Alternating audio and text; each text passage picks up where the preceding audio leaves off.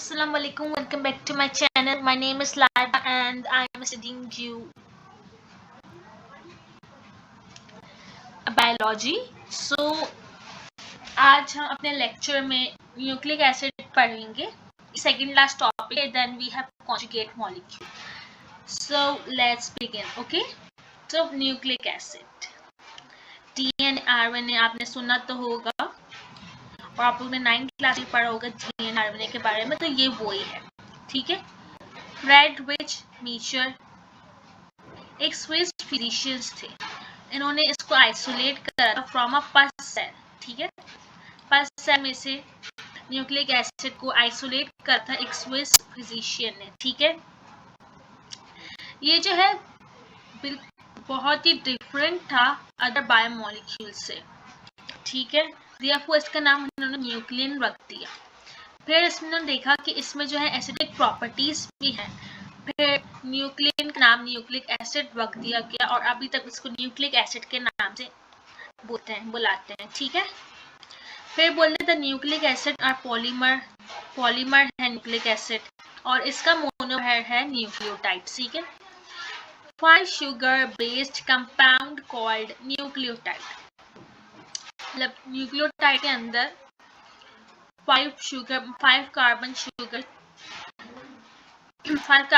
होती है और उसके साथ फॉस्फेट भी होता है और एक और चीज भी होती है नाइट्रोजनस बेस. उसको बोले हैं 5 शुगर बेस्ड कंपाउंड न्यूक्लियोटाइड. ठीक है. इन पॉलीमर का बहुत हाई मॉलिक्यूलर वेट होता है. ये हर लिविंग थिंग में मौजूद होते हैं from virus to man. Virus में जैसे आपको पता है कि न्यूक्लिक एसिड और कैसिड ही मौजूद होता है. तो वायरस से लेकर मैन तक हर लिविंग थिंग में न्यूक्लिक एसिड मौजूद होता है. 2 काइंड्स हैं न्यूक्लिक एसिड की. 2 टाइप्स हैं. Deoxyribo nucleic acid DNA, ribo nucleic acid RNA. ठीक है. दोनों न्यूक्लिक एसिड जो हैं वो लीनियर हैं, अनब्रांच्ड हैं, पॉलीमर. ठीक है. DNA जो है वो पॉलीमर है डीऑक्सीराइबो न्यूक्लिक एसिड का और RNA जो है वो पॉलीमर है राइबो न्यूक्लियोटाइड. सॉरी, यहाँ पे भी न्यूक्लियोटाइड डीऑक्सीराइबो न्यूक्लियोटाइड. उसके बाद है कंपोजिशन ऑफ न्यूक्लियोटाइड. जैसे कि मैंने आपको बताया कि न्यूक्लियोटाइड में 5 कार्बन शुगर होगी, फॉस्फेट होगा और nitrogenous base, adenine, guanine, cytosine and thymine. Okay. In DNA और नाइट्रोजनस बेस जो है जो RNA में होती है इसमें थायमिन की जगह यूरेसिल आ जाता है. तो न्यूक्लियोटाइड जो है वो मोनोमर है न्यूक्लिक एसिड के. ओके. इसमें पेंटोज शुगर है, नाइट्रोजनस बेस है, पेंटोज शुगर है. ये देखिए पेंटोज एक शुगर है. 1 2 3 4 5. तो ये इसका पहला कार्बन है. उसके साथ जो है यहाँ पे अटैच्ड है नाइट्रोजनस बेस. ठीक है. ये सेकंड कार्बन आ गया, ये थर्ड कार्बन आ गया, ये फोर्थ कार्बन आ गया और ये फिफ्थ कार्बन आ गया. फिफ्थ कार्बन के साथ अटैच है फॉस्फेट ग्रुप. ठीक है. तो यहाँ पे यही लिखा हुआ है कि नाइट्रोजनस जो बेस है वो अटैच है फर्स्ट कार्बन के साथ और फॉस्फेट ग्रुप जो अटैच्ड है वो फिफ्थ कार्बन के साथ. ठीक है. जैसे कि यहाँ पे शो हुआ है. हम देखते हैं the nucleotide without phosphate group. Nucleotide में अगर ये होगा ना नाइट्रोजनस बेस और 5 बेस शुगर तो इसको बोलेंगे हम nucleoside. Okay. DNA and RNA have 4 types of nucleotide. DNA और RNA के पास 4 तरह के न्यूक्लियोटाइड हैं. ठीक है. which are variable on the basis of nitrogenous bases. ठीक है. There are दो ग्रुप्स हैं नाइट्रोजनस बेसिस के. एक को बोलते हैं प्योरीन और एक को बोलते हैं पैरामीथीन. प्योरीन जो है वो डबल विंग स्ट्रक्चर है. इसमें 2 विंग्स होती हैं. प्योरीन के अंदर आ जाते हैं हमारे पास एडेनिन एंड गुआनिन. एंड पैरामीथीन जो है वो सिंगल विंग स्ट्रक्चर है. ठीक है. सिंगल विंग है पैरामीथीन के पास. तो उसमें हमारे पास आ जाते हैं 3 nitrogen bases, cytosine, thymine and uracil. ठीक है. अब यहाँ पे आप देख लें ये फॉस्फेट ग्रुप है, ये नाइट्रोजनस बेस है, और ये जो है स्ट्रक्चर ऑफ न्यूक्लियोटाइड है पूरा। ये पेंटो शुगर है, पहले के साथ ये नाइट्रोजनस बेस आके अटैच होगी और फिफ्थ वाले के साथ आके फॉस्फेट ग्रुप अटैच होगा। ठीक है। अब मोनोन्यूक्लियोटाइड मतलब इसके अंदर एक न्यूक्लियोटाइड होगा। ठीक है। Generally nucleotide are found in the nucleic acid. Generally जो है न्यूक्लियोटाइड न्यूक्लिक एसिड के अंदर पाए जाते हैं, लेकिन हमें बॉडी में कुछ और भी चीज़ें हैं जैसे ATP, NADP जो कि बहुत इंपॉर्टेंट है हमें बॉडी के लिए। ठीक है, तो उनके अंदर भी हमें न्यूक्लियोटाइड मिलेगा। ओके, जो न्यूक्लिक एसिड में न्यूक्लियोटाइड पाए जाते हैं उसको बोलते हैं पॉलीन्यूक्लियोटाइड की फॉर्म में पाए जाते हैं, क्योंकि लार्ज नंबर ऑफ न्यूक्लियोटाइड्स होते हैं। ठीक है, बस कुछ टाइम एक single nucleotide also work independently as mononucleotide. ठीक है, बहुत important. This mononucleotide have extra phosphate group. ठीक है, मोनोन्यूक्लियोटाइड एक्स्ट्रा फॉस्फेट ग्रुप होता है एस ADP, एडिनोसिन फॉस्फेट, और ATP एस एडिनोसिन ट्राइफॉस्फेट। ठीक है, ATP जो है वो वर्क करता है energy currency of the cell. ठीक है, energy storing, carrying and energy providing, मतलब ATP जो है वो energy currency of the cell है। ठीक है, providing energy molecules to metabolic reactions. ठीक है, this energy is utilized to drive energy demanding reactions such as synthesis of proteins, lipids, carbohydrates, mechanical energy for glycolysis, contractility, cell division, movement of flagella, active transport। ठीक है, तो ये जो energy currency of cell है ATP, जब energy की जरूरत पड़ेगी ये ATP कन्वर्ट हो जाएगा और एनर्जी रिलीज करेगा। इसका मतलब एक ऐसा फॉस्फेट ग्रुप होता है वो हाईली एनर्जाइज्ड होता है, तो वो फॉस्फेट जब रिलीज होगा तो एनर्जी रिलीज हो जाएगी और ADP में कन्वर्ट हो जाएगा, और इसकी वजह से ये जो है अदर मॉलिक्यूल्स भी बना सकते हैं, जैसे कि प्रोटीन्स बन सकते हैं, लिपिड्स, कार्बोहाइड्रेट, क्योंकि उनको बनाने के लिए हमें एनर्जी की ज़रूरत होती है। मैकेनिकल एनर्जी फॉर ग्लाइकोलाइसिस में भी हमें एनर्जी की ज़रूरत होती है, तो हम ATP को यूज़ करते हैं सेल डिवीजन के लिए और मूवमेंट ऑफ फ्लैजेला के लिए और एक्टिव ट्रांसपोर्ट के लिए। ठीक है, जब ATP जो है वो ATP में कन्वर्ट हो जाता है तो 7.3 किलो कैलोरी पर मोल हमें एनर्जी मिलती है, या 31.81 kg पर मोल हमें एनर्जी मिलती है। ओके, यहाँ पे लिखा हुआ है, देखें ये 3 फॉस्फेट ग्रुप हैं, एक राइबो शुगर है और एक एडेनिन है। राइबो शुगर के साथ ये आ गया हमारे पास एडेनिन। ठीक है, जो एक नाइट्रोजनस बेस है, और उसके साथ 5 कार्बनिक 3 फॉस्फेट ग्रुप अटैच है, और जब ATP में कन्वर्ट हो जाता है तो एक फॉस्फेट ग्रुप हट जाता है और हमें एनर्जी मिलती है। ठीक है, अब आ जाते हैं डाइन्यूक्लियोटाइड। इसके अंदर हमें 2 न्यूक्लियोटाइड्स मिलेंगे। ठीक है, sometimes 2 nucleotides are covalently bound together to form a compound called dinucleotide. ठीक है, one of well-known dinucleotide is NAD, nicotinamide adenosine dinucleotide। ठीक है, बोलना है कि कभी हमें जब हम 2 न्यूक्लियोटाइड को आपस में मिला देंगे तो हमें डाइन्यूक्लियोटाइड मिलेगा, और बहुत मशहूर एग्जाम्पल है इसकी NAD, निकोटिनामाइड एडेनोसिन डाइन्यूक्लियोटाइड। ठीक है, ये एक विटामिन है।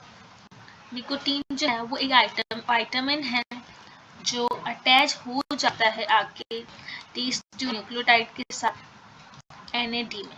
ठीक है, ये लोग कोएंजाइम NAD जो है वो कोएंजाइम की तरह काम करते हैं रिडॉक्स रिएक्शन में। रिडॉक्स रिएक्शन मींस जहाँ पे रिडक्शन और ऑक्सीडेशन दोनों एक जगह पे हो रही है, उसको रिडॉक्स रिएक्शन बोलेंगे।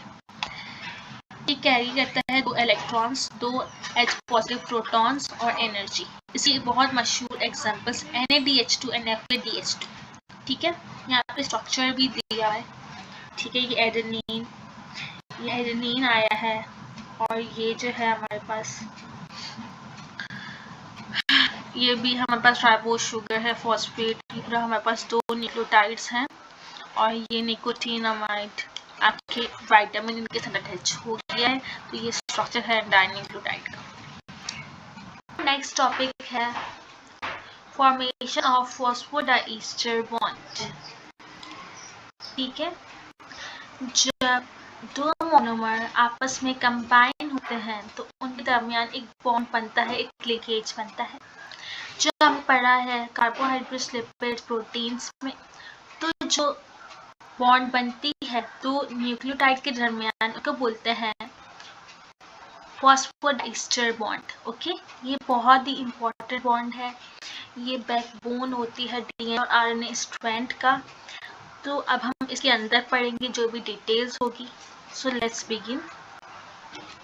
जब दो न्यूक्लियोटाइड आपस में लिंक्ड होते हैं एक बॉन्ड के जरिए न्यूक्लिक एसिड में, उस लिंकेज को बोलते हैं फॉस्फोडाइस्टर बॉन्ड। ठीक है, backbone of nucleic acid strand. Okay, it is a bond formed as a result of condensation reaction between a phosphate group of pentose sugar। ये बॉन्ड जब बनती है जब कंडेंसेशन रिएक्शन होता है between phosphate group of one nucleotide and pentose sugar of another nucleotide। Okay, defined, so it is defined as chemical bond, a chemical bond that form जो बनती है when exactly two, जब दो hydroxyl group पेंटो phosphoric acid से, phosphoric acid के दो OH group react करें, ठीक है, with hydroxyl another molecule of sugar forming ester bond। ठीक है, ये बॉन्ड जब बनेगी जब फॉस्फेट ग्रुप जो एक नाइट्रोजनस एक 5 कार्बन शुगर के 5th नंबर पे मौजूद है, वो उसके दो H group OH group react करें दूसरे न्यूक्लियोटाइड की शुगर से, उसके OH ग्रुप से, तो और फिर ये एक बॉन्ड, फिर यहाँ पे एस्टरिफिकेशन होगी, कंडेंसेशन होगी, तो ये जो ईस्टर बॉन्ड बनेंगे इसको बोलेंगे phospho ester bond. Okay, in this bond, इस बॉन्ड में 3 carbon of pentose sugar is linked with 5 carbon in DNA और आरएनए या phospho ester bond and thus it act as backbone। ठीक है, these are the bond that hold the sugar phosphate component of DNA molecule together। ठीक है, ये रहा हमारे पास, ये थाइमीन है नाइट्रोजनस बेस, ये है शुगर और यह है फॉस्फेट ग्रुप। इसके दो OH जब रिएक्ट करेंगे, ये है दूसरी नाइट्रोजनस बेस और ये इसका फॉस्फेट ग्रुप है। ठीक है, रिएक्शन है इन दोनों के दरमियान। जब ये इसकी थर्ड पोजीशन पे आके OH ग्रुप के साथ रिएक्ट करेगा फॉस्फोरिक एसिड के दो OH, तो के दरमियान एक बॉन्ड बनेगा, यहाँ पे एस्टरिफिकेशन होगी और उसको बोलेंगे फॉस्फो ईस्टर बॉन्ड। ठीक है, यहाँ पे लिखा हुआ है। और ये जो है, ये दीज बॉन्ड जो है, ये सारी बॉन्ड जो है, ये होल्ड करके रखती हैं शुगर फॉस्फेट कंपोनेंट को डीएनए मॉलिक्यूल के अंदर। सही, अब है पॉलीन्यूक्लियोटाइड। पहले बताया गया, earlier discuss made it clear that nucleotides are joined together and form polymer like DNA and RNA। They have variety role in living organisms। ठीक है, जब बहुत सारे आके न्यूक्लियोटाइड मिल जाएंगे तो हमें मिलेगा एक पॉलीन्यूक्लियोटाइड, वो डीएनए होगा या आरएनए होगा। ठीक है, DNA perform function for transformation and heredity. सबको पता है कि डीएनए जो हेरिडिटी मटेरियल हम उसको यूज करते हैं जेनेटिक इंफॉर्मेशन के। Genetic information is encoded in DNA in simple fashion in the form of codes. ठीक है, we have a structure of DNA. Structure of DNA वो पहले एक्सप्लेन करा था James Watson and Francis Crick कि हम second year में आके वाटसन एंड क्रिक मॉडल पढ़ेंगे 1953 में। इन्होंने बताया था डीएनए क्या होता है, इन्होंने पूरा मतलब कि डीएनए का स्ट्रक्चर बताया था, ठीक है, by crystallography by making model बनाया था। उन्होंने बताया डीएनए जो है वो डबल हेलिक्स स्ट्रक्चर है, ठीक है, मतलब कि डबल हेलिक्स, एक इसका स्ट्रैंड हेलिक्स हो रहा है, ये एक स्ट्रैंड हेलिक्स हो रहा है, ये पूरा एक स्ट्रैंड है, ठीक है, और ये दूसरा स्ट्रैंड हेलिक्स हो रहा है, तो ये डबल हेलिक्स स्ट्रक्चर है, ठीक है। Each helix is made up of 4 types of nucleotide. एक हेलिक्स में 4 डिफरेंट न्यूक्लियोटाइड होंगे, मतलब न्यूक्लियोटाइड तो सेम होगा लेकिन उसके अंदर नाइट्रोजनस बेसिस जो होंगी वो डिफरेंट होंगी, ठीक है। Both helix are complementary to each other, एक दूसरे के बिल्कुल अपोजिट होंगे दोनों helix. If one helix contain adenine, the opposite or complementary helix will contain thymine, मतलब एडेनिन अगर सामने वाला कंटेन करेगा तो दूसरा जो है हेलिक्स उसमें थाइमीन होगा, एडेनिन नहीं होगा, क्योंकि आपको पता है कि एडेनिन और थाइमीन आपस में एक दूसरे के सामने होते हैं, एडेनिन और थाइमीन, और साइटोसिन और गुआनिन एक दूसरे के आमने सामने, तो ऐसे ही ये बनेंगे हेलिक्स, ठीक है। We have a cytosine is complementary to guanine, ठीक है। Each helix consists of 2 parts, एक हेलिक्स में 2 पार्ट्स, ठीक है।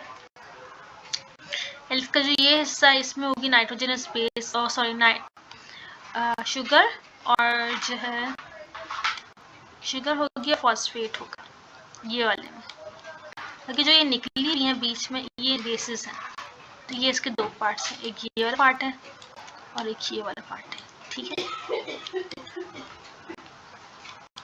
अब आपको नजर एक ये वाला पार्ट है और एक अंदर वाला है, अंदर वाले जो होंगी वो नाइट्रोजनस बेसिस होंगी, और इसमें जो है ये जो वाला पार्ट है इसमें शुगर होगी और फॉस्फेट होगा, ठीक है।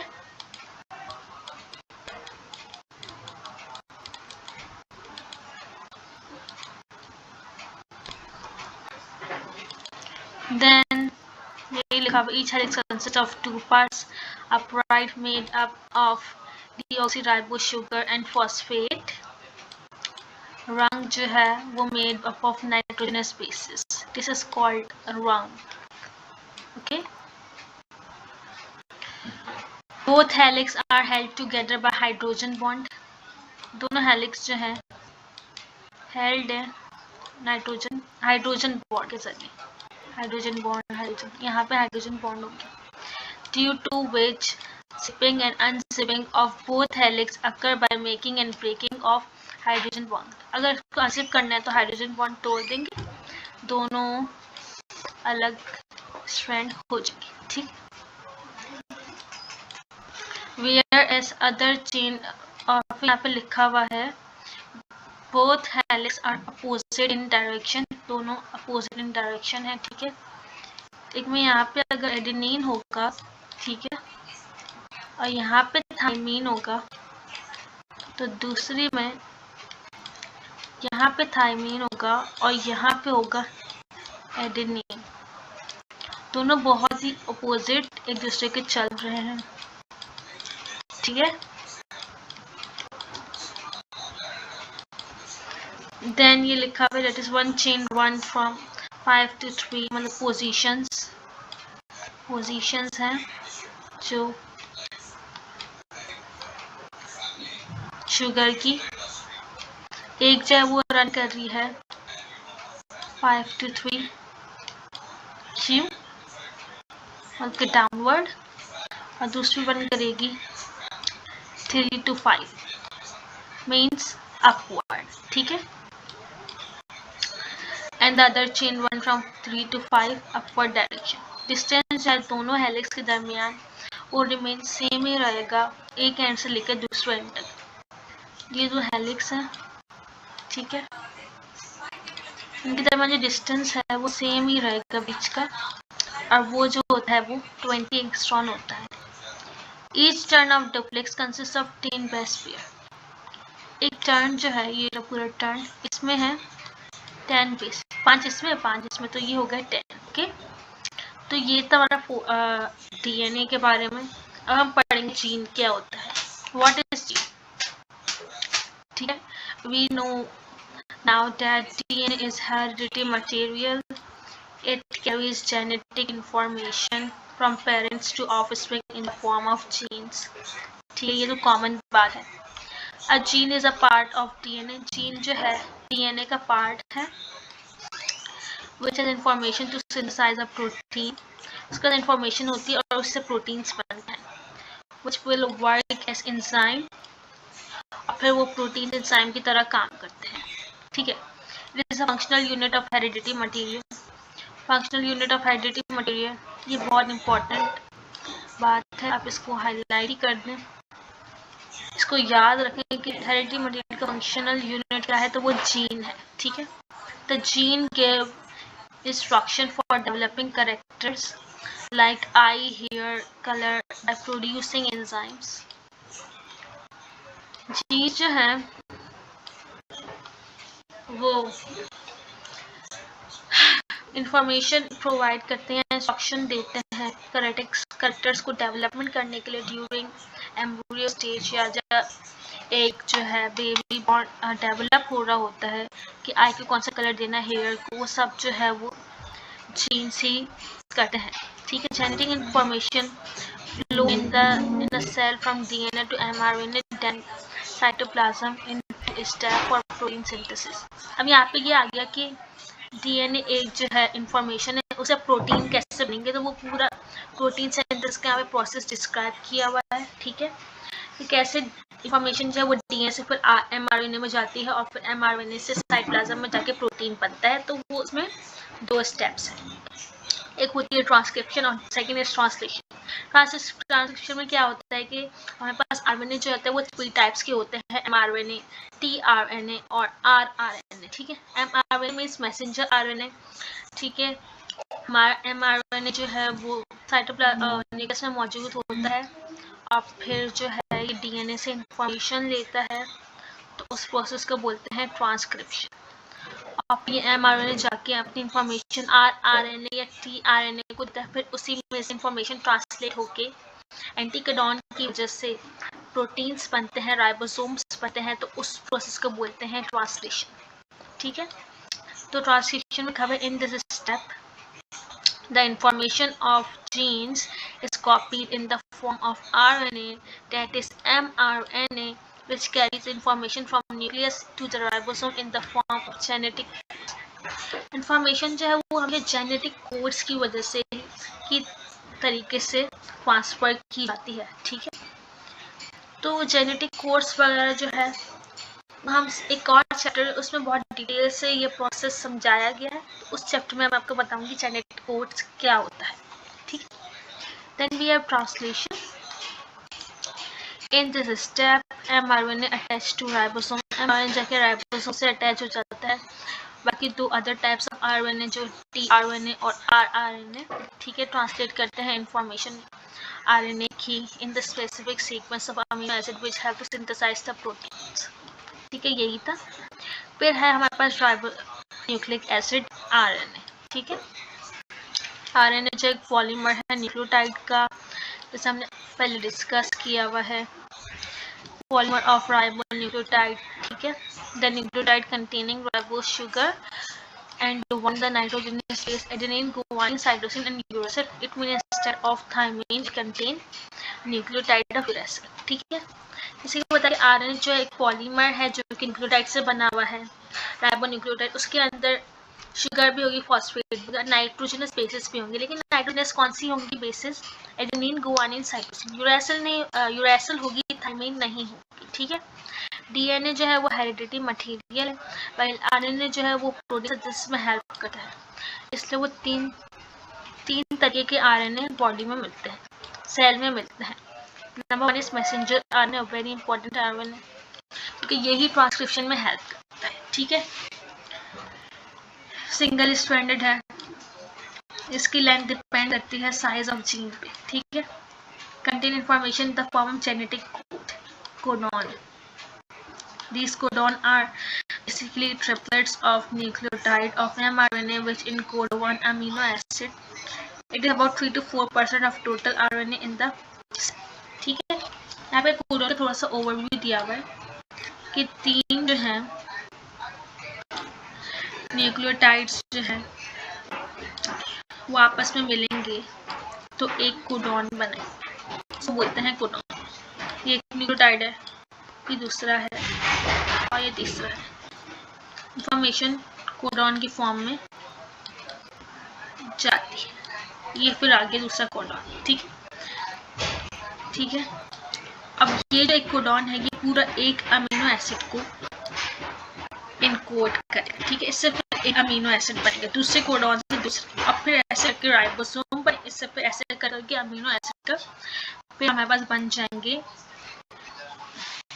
प्रोटीन्स। ठीक है, और टोटल 100% आरएनए होता है, उसमें से 4% mRNA हमें मिलता है। ठीक है, अब हमारे पास आ गया transfer RNA, small size RNA, बहुत स्मॉल साइज आरएनए है, कंसिस्ट ओनली 70 to 90 न्यूक्लियोटाइड्स। ठीक है, basically it is single strand RNA but it should duplex at some region where complementary bases are attached. Human basically बहुत ही छोटा nucleotide है tRNA, 70 to 90 nucleotide पे consist है, लेकिन human body के अंदर 45 डिफरेंट टाइप्स ऑफ tRNA होते हैं। ठीक है, ये सिंगल स्ट्रैंड है, लेकिन कुछ एजेस पे जहाँ पे आके कॉम्प्लीमेंट्री बेस अटैच होगी वहाँ पे ये इन the form of double strand हो जाता है, जैसे कि आप पिक्चर में देख सकते हैं, यहाँ पे आके कोई कॉम्प्लीमेंट्री बेस अटैच होगी। ठीक है, ये इसके it has anticodon for genetic information as its complementary form, it transfer related amino acid from cytosol to ribosome. ठीक है, इसके पास जो है एंटीकोडॉन है, कोडॉन का उल्टा। अगर कोड में एडेनिन, कोड में अगर एडेनिन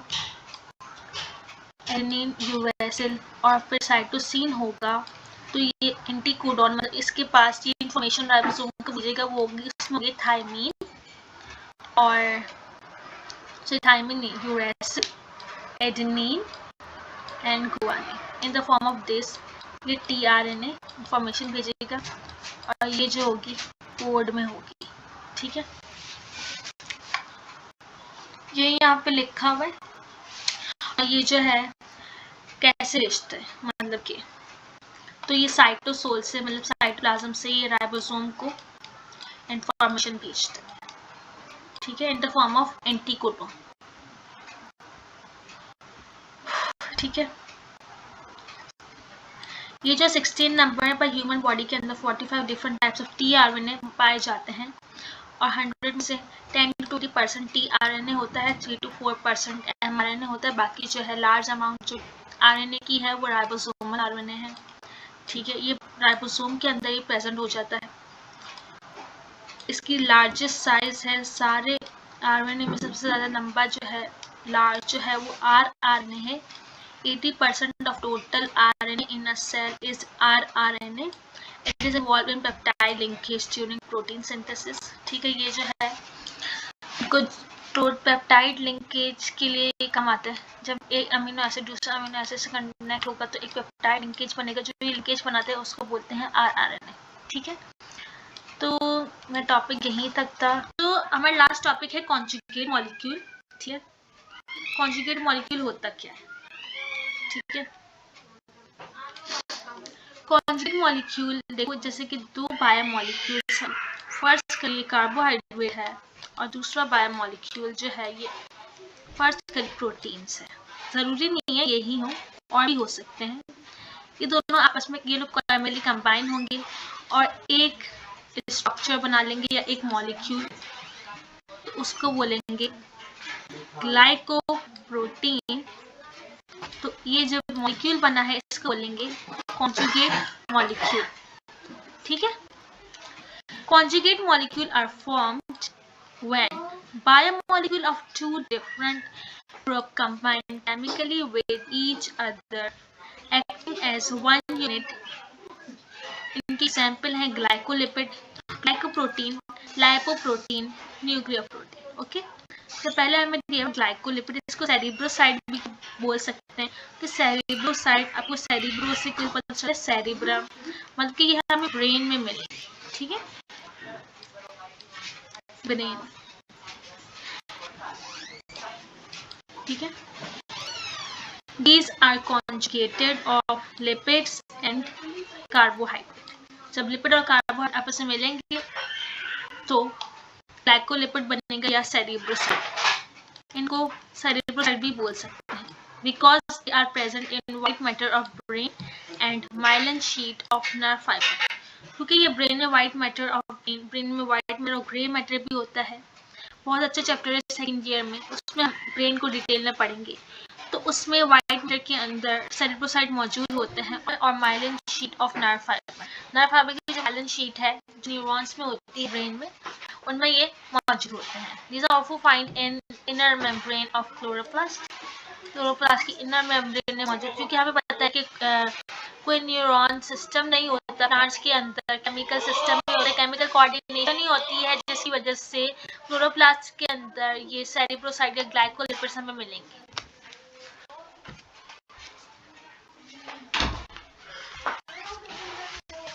ठीक है, सेकेंड हमारे पास है ग्लाइकोप्रोटीन या म्यूकोइड्स। ठीक है, ग्लाइकोप्रोटीन को हम म्यूकोइड्स भी बोल सकते हैं। ग्लाइकोप्रोटीन बहुत इंपॉर्टेंट है और ये जो है मौजूद होता है सेल मेम्ब्रेन। ठीक है, ग्लाइको ये एज अ रिसेप्टर काम करते हैं सेल के अंदर। Glycoproteins are formed by combining a molecule of carbohydrates and with a protein molecule. Most of the oligo or polysaccharide in animals and plant cells are linked covalently to protein molecules। ठीक है, बोल रहे हैं कि ज़्यादातर oligo या polysaccharide हैं वो ही प्रोटीन के साथ लिंक्ड होके ग्लाइकोप्रोटीन्स बनाते हैं। दे परफॉर्म फंक्शन करते हैं, ट्रांसपोर्ट, प्रोटीन को ट्रांसपोर्ट करते हैं, receptor, antigen of blood group etc. It is one of the part of egg, albumin and gonadotropin. ये एग, अल्ब्यूमिन और गोनाडोट्रोपिन का पार्ट भी होते हैं glycoproteins. Then we have lipoproteins are conjugate of lipids and proteins। ठीक है, conjugate lipids और proteins के, they help in transportation of lipids in blood plasma। ठीक है, ये एक लिपिड और प्रोटीन जब मिलता है तो लाइपोप्रोटीन बनाते हैं। ठीक है, ये हेल्प करते हैं transportation of lipid in blood plasma. Blood में लिपिड कैसे ट्रांसपोर्ट होगा, by the help of lipoprotein. ठीक है, they occur as component of membrane of mitochondria, endoplasmic reticulum, nucleus, egg yolk and chloroplast membrane। ठीक है,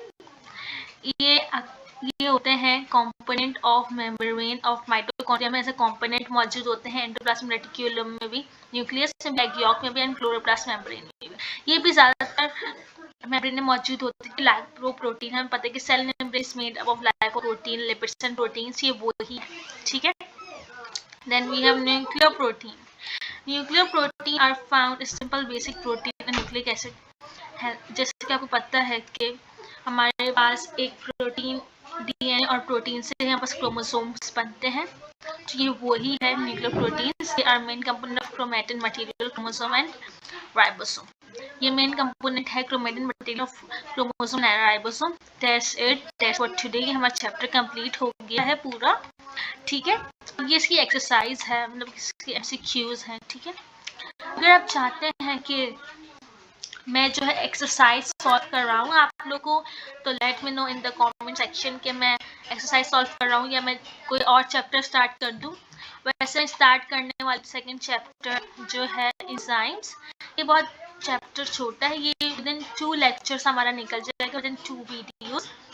पर अगर आपकी कोई चॉइस, कोई आपका मुश्किल टॉपिक है, कोई मुश्किल चैप्टर है, तो आप मुझे वो कमेंट सेक्शन में बताएं, और एक्सरसाइज सॉल्व करवानी है तो उसके बारे में बताएं। ओके, ठीक है। So that's it for today. If you like my video, please like, share and subscribe my channel. Must यार प्लीज कर दो। और जो है अपने फेलो और फ्रेंड्स के साथ भी शेयर करो ताकि वो फायदा उठा सकें। And bye bye, take care, अल्लाह हाफिज।